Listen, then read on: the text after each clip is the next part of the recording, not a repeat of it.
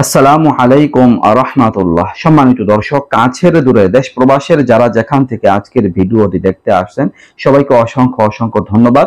বন্ধুরা, আপনাদের আজকে জানাবো ড্রেসিং করা মুরগি খাওয়া যাবে কিনা, এই সম্পর্কে শরীয়তের হুকুম কি। আমাদের অনেকেরই হয়তো বিষয়টা সম্পর্কে অজানা আছে বা এই সম্পর্কে সঠিক ধারণা নেই। দর্শক, আমার সাথেই শেষ পর্যন্ত ভিডিওটিতে জুড়ে থাকবেন। দর্শক, ড্রেসিং করা মুরগি যা আমাদের বর্তমান পদ্ধতিতে করা হয়, বিভিন্ন দোকানে প্রচলিত যে ড্রেসিং পদ্ধতি আছে, তো এই ড্রেসিং করা মুরগি খাওয়া যাবে, কোনো সমস্যা নেই।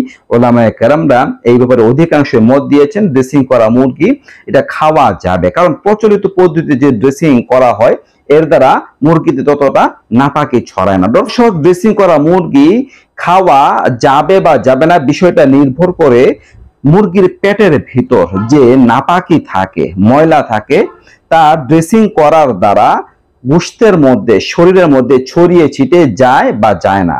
যদি ছড়িয়ে ছিটিয়ে যায় তাহলে খাওয়া যাবে না, আর যদি ছড়িয়ে ছিটিয়ে না যায় তাহলে খাওয়া যাবে। তো বর্তমান সময়ে যে ড্রেসিং করা হয় এর দ্বারা এত পরিমাণ সিদ্ধ হয় না বা এত পরিমাণ গরমের মধ্যে রাখা হয় না যে নাপাকি গুলো গোশতের মধ্যে ছড়িয়ে পড়বে।